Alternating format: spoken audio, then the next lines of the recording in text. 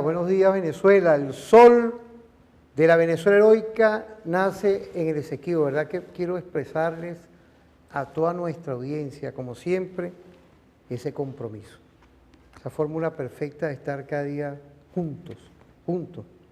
Y hoy, con Eduardo Blanco en la Venezuela heroica, igualmente, doctrina del padre libertador Simón Bolívar.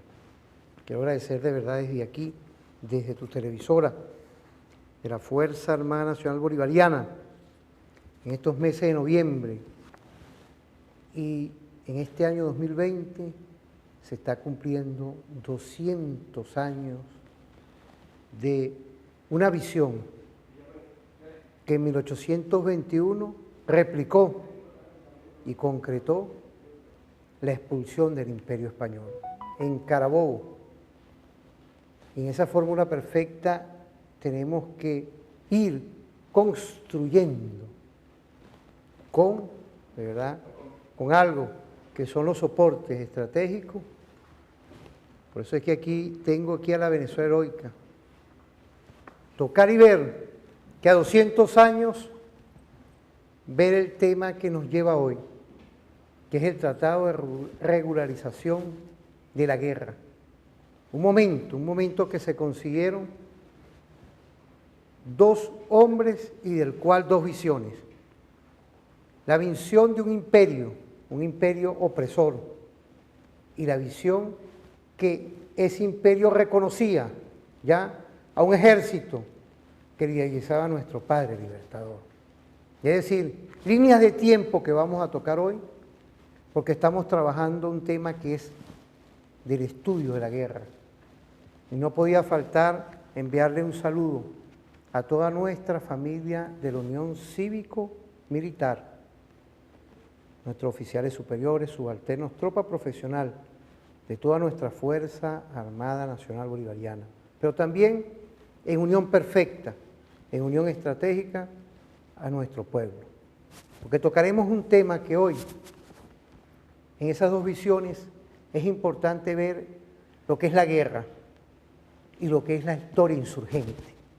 Lo que es hoy también dos visiones, el monroísmo versus el bolivarianismo. No quedarnos nada más en una historia acartonada.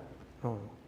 Es tu televisora, es la televisora de la Fuerza Armada Nacional Bolivariana, es la Universidad Militar Bolivariana de Venezuela, nuestro Instituto de Altos Estudios de la Seguridad de la Nación.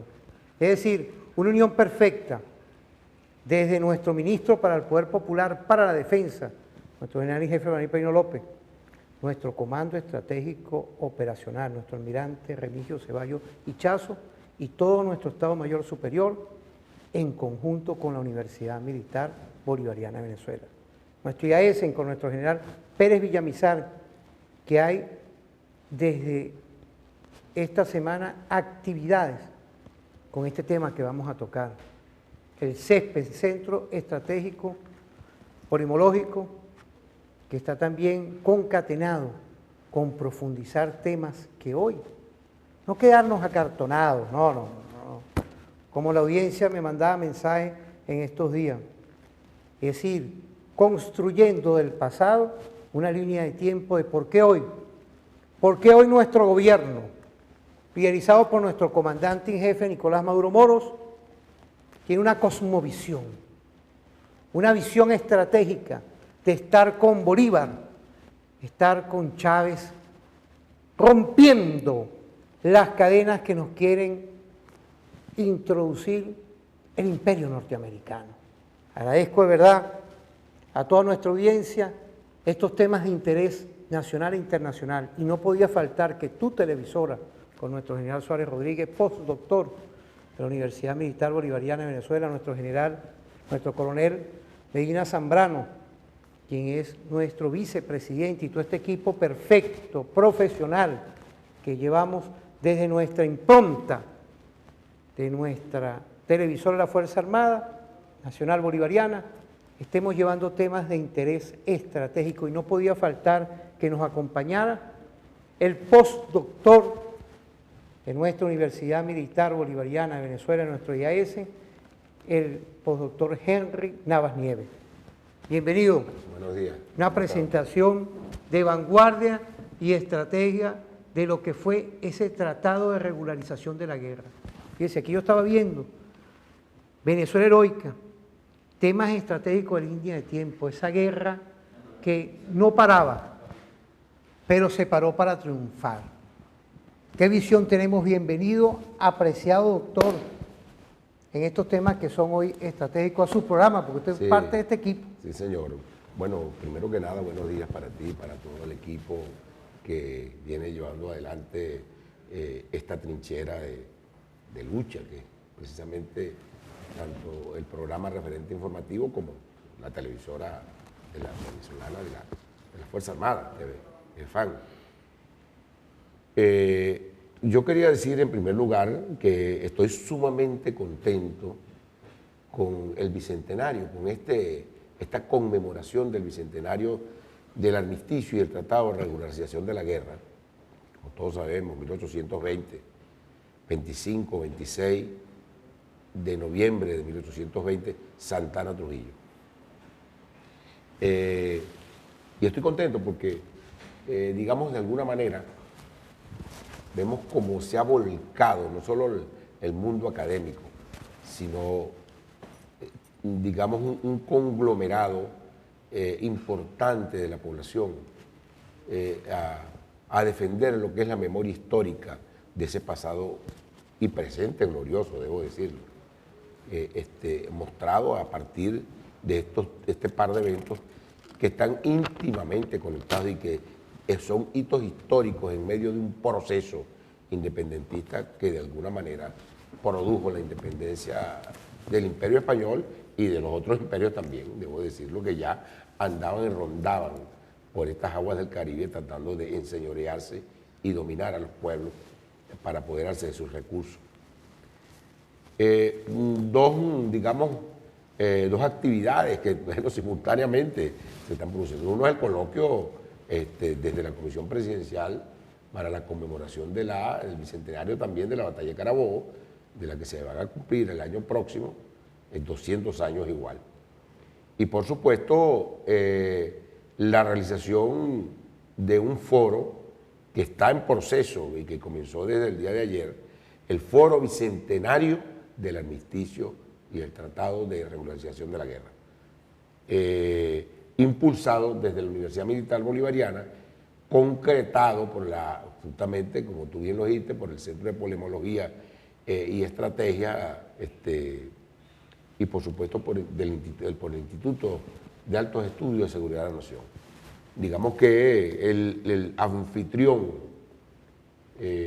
así como de los Elia Essen, de este foro ha sido justamente la maestría de Historia Militar, de la cual formo parte como jefe de programa. Debo decir que después de un esfuerzo sostenido por parte del general de división Pérez Villamizar, quien ha hecho un esfuerzo supremo, y el personal técnico y académico del instituto, hemos llegado, digamos, en el modo virtual, bueno, acatando pues las instrucciones de nuestro gobierno, en los términos de evitar, hacernos responsables de evitar pues digamos, la contaminación con este virus del COVID-19. Doctor, fíjese, la globalidad de esa percepción estratégica, nos mandan saludos y le envían bastante saludos a usted. Yo sabía que iba a gustar, porque primero muchas que gracias. No es la primera vez, usted es parte de este equipo, tengo que decirlo aquí, universitarios, pueblo todo. Desde la globalidad, esa percepción de ver hoy, ¿por qué un tratado de regularización de la guerra? No es nada más un armisticio, fue un tratado del cual era pertinente para las fuerzas patrióticas dar una pausa. Vamos a hablar de la guerra, porque usted como estudioso, no nada más en la historia Usted quiere militar. abordar de una vez, muy bien, maravilloso. No, pero no es nada Vamos a más en la abordar historia. el tema, Usted, bueno, primero que usted es mi tutor, pues, entonces para mí es un honor tenerlo aquí. Muchas gracias. Porque sabemos, y postdoctor de nuestra Universidad Militar Bolivariana de Venezuela. Okay. Desde la globalidad, esa percepción de darle una pausa y luego, materialmente, en otro momento, darle un zarpazo al Imperio Español en 1821. Sí, bueno. Tiempos rápidos que pasaron. Primero, vamos con el armisticio, primero que nada. Claro. Lo primero es que tenemos que ver los antecedentes y, por supuesto, el contexto en que se produce ese armisticio, que el armisticio es una iniciativa de Pablo Morillo, que prácticamente persiguió a Simón Bolívar para convocarlo, para invitarlo a firmar un armisticio. Ahora bien, tenemos que entender como antecedentes dos circunstancias que, en mi opinión, explican cuál era la prisa y cuál era el interés de Pablo Morillo en la firma de un armisticio. Eso hay que establecerlo. La primera, no lo podemos entender si no entendemos el empuje extraordinario que van a tener las fuerzas patrióticas desde 1819, que sale de Angostura, arrollando por los llanos anegados de agua, y por la época de las lluvias.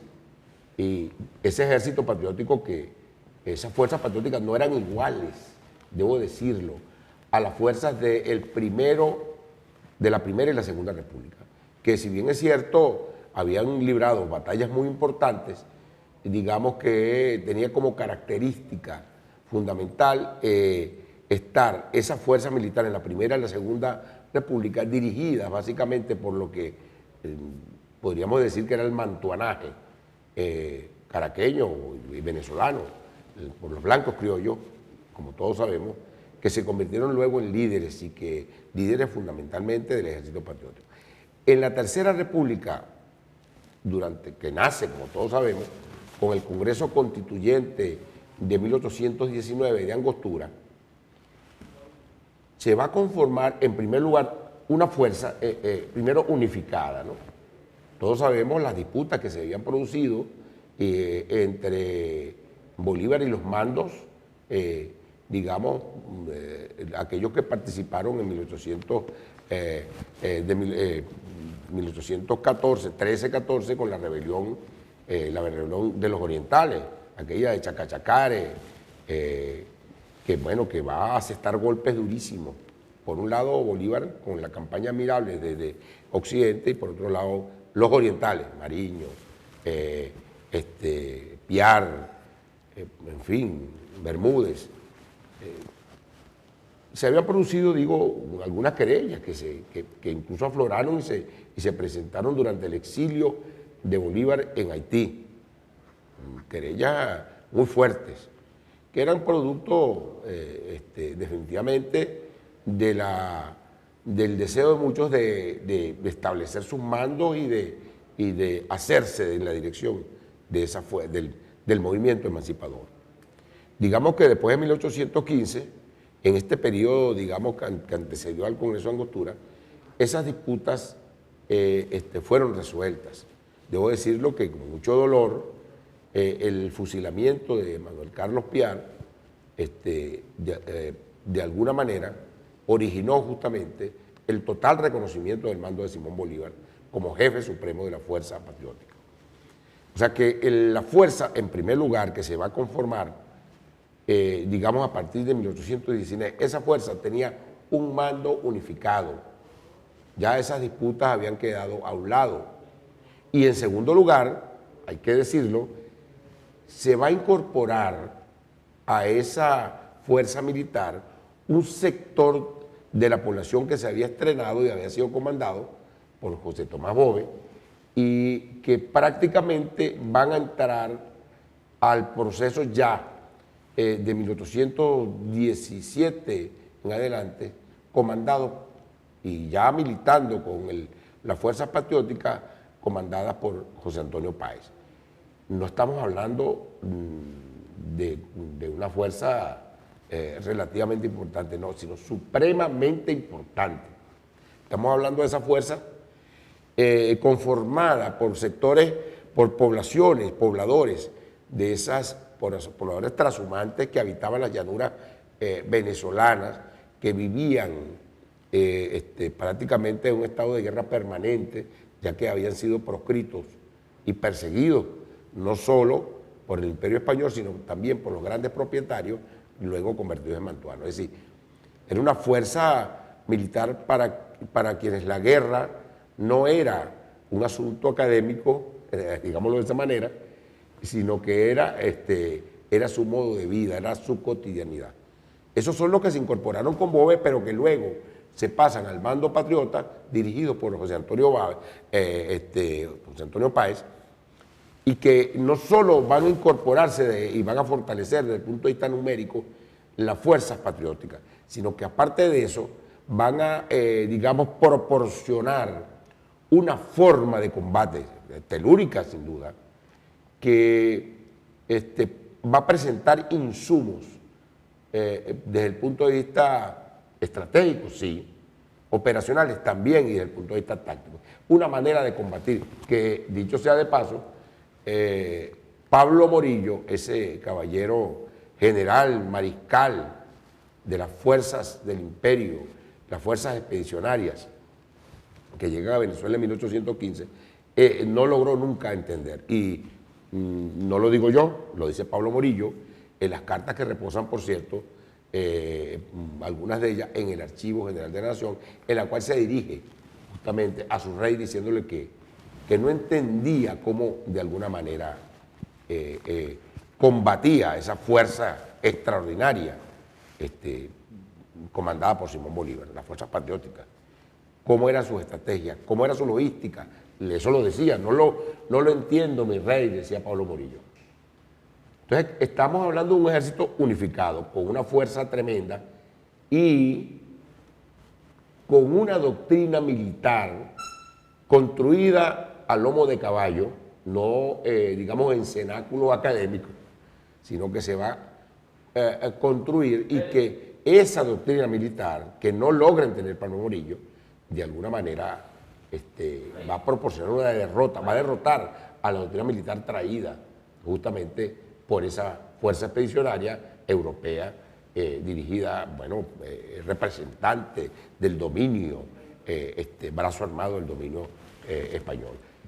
No es cualquier cosa lo que estoy diciendo. Y ahí lo he interrumpido, pero fíjese, porque usted dio, Sabiñón, ahí usted dio algo, gracias, ahí usted dio algo que es importante, ¿no? Las dos doctrinas. Usted que es estudioso de eso, usted me disculpa porque fíjese, usted le está dando una pincelada y yo quería profundizarlo porque los mensajes que nos llegan de Aragua, Mérida, Carabobo, Amazonas, Trujillo allá de Santana, pero sí, señor, es Trujillo. Santana, Trujillo. Ciudad Bolívar, la Ciudad Bolívar de la América Meridional.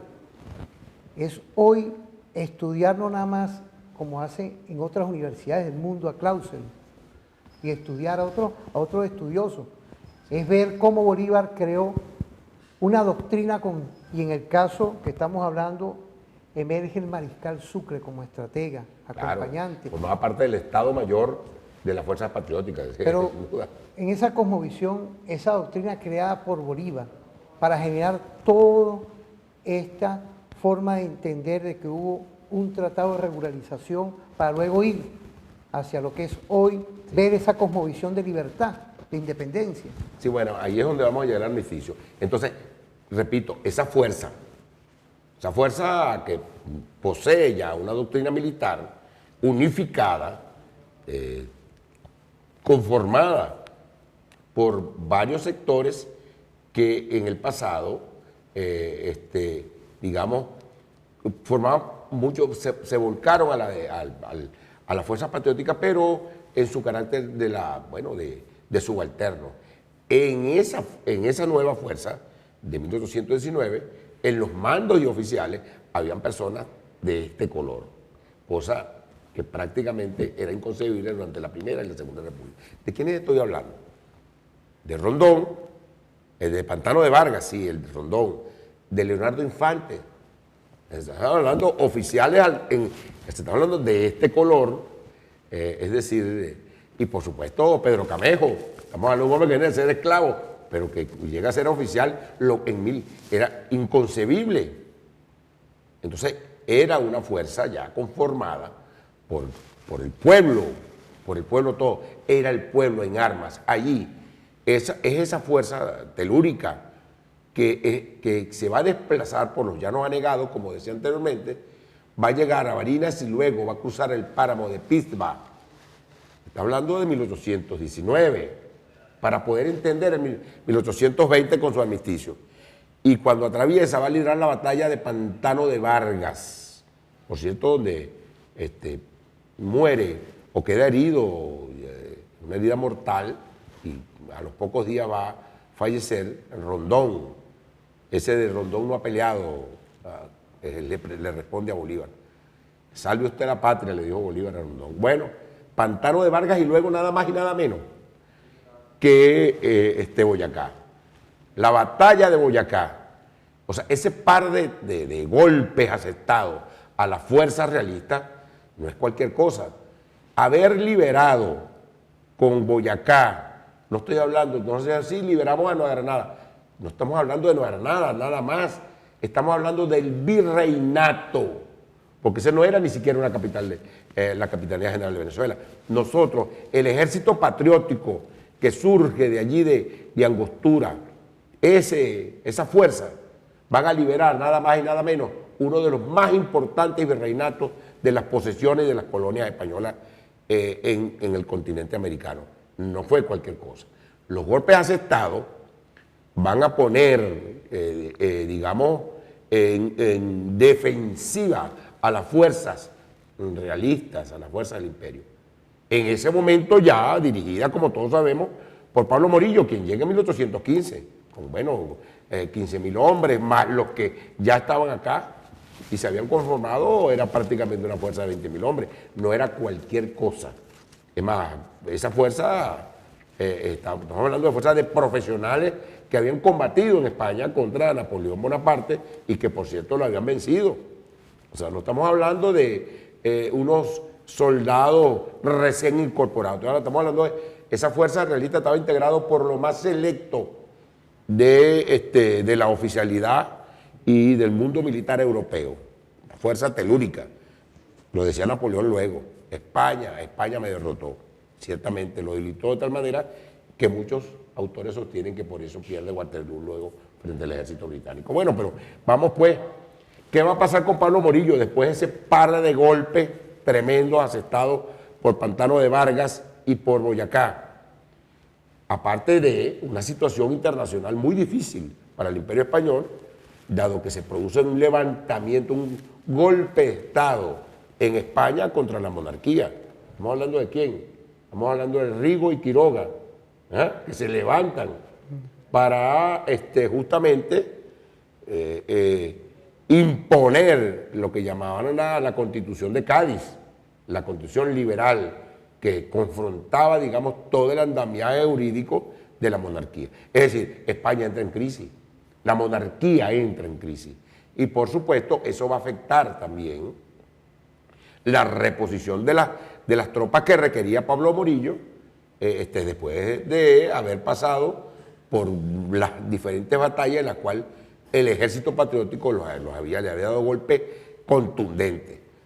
Entonces, a ver, entendemos entonces, en primer lugar, para llegar al armisticio, cómo hay una campaña desde 1819 hasta llegar a la liberación del virreinato, justamente, estamos hablando de la Nueva Granada, y bueno, Pantano de Vargas y Boyacá. Y aparte de eso, el debilitamiento desde el punto de vista internacional de la monarquía y lo que afecta de alguna manera a esa fuerza militar realista en Venezuela. Ya va. Eso obliga a Pablo Morillo a perseguir a Bolívar y mandarle por diferentes vías una invitación para firmar un armisticio. No es como lo dicen algunos por allí, que tratan en primer lugar de decir que Bolívar, bueno, firma el armisticio porque de verdad que el ejército patriótico está golpeado. No, todo lo contrario. El ejército patriótico, las fuerzas patrióticas estaban en ofensiva.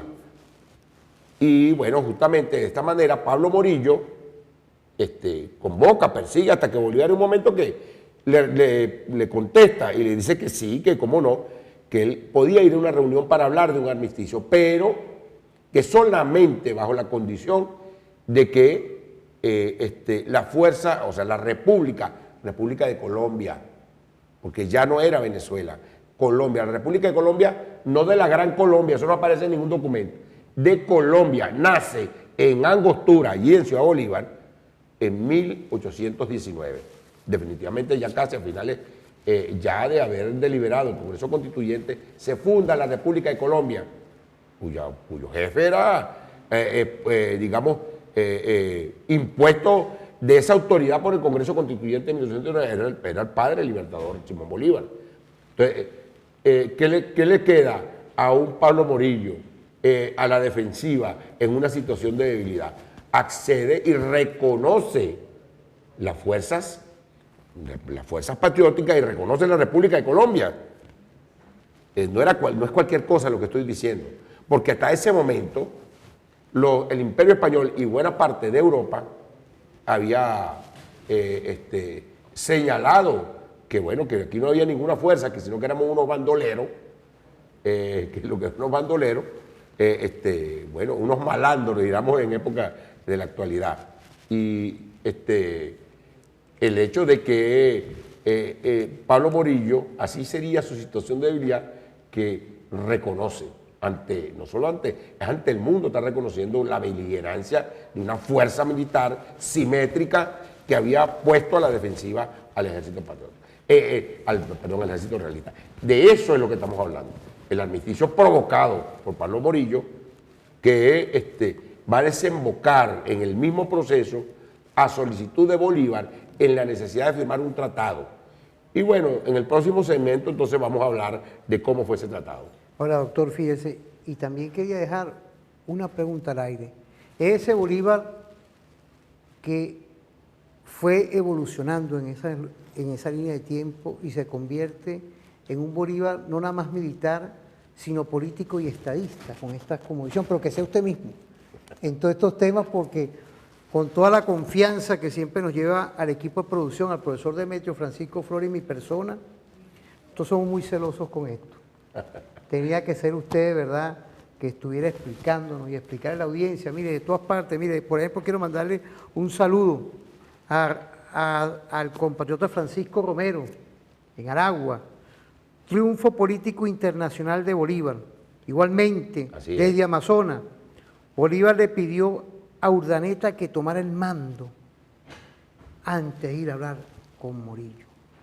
Nos están mandando mensajes de universitarios, de estudiantes. No, bueno, pero ahí le pongo, él se llama el profesor, mira, aquí está, Carlos, quiero mandarte un saludo, toda esta contribución que nos está llegando, ¿en función de qué? De que aquí con humildad, con tranquilidad, desde la televisora de la Fuerza Armada Nacional Bolivariana, igualmente en conjunto con estudiosos de la guerra, estudiosos estratégicos que estamos diariamente viendo, reviviendo y también proyectando lo que es nuestra impronta de origen. Y no podía faltar que tocáramos este tema estratégico, doctor, en estas fechas importantes para el espíritu nacional, para el espíritu que nos mueve, que es ante una guerra difusa, estamos combatiendo. Y es con ese espíritu de Bolívar y de los libertadores que está nuestro presidente, nuestro comandante en jefe, Nicolás Maduro Moros, llevando esta marcha victoriosa para lograr neutralizar a los enemigos de la patria. Vamos a una pausa, estamos hablando con el doctor Henry Navas Nieves y volvemos con tu programa referente informativo.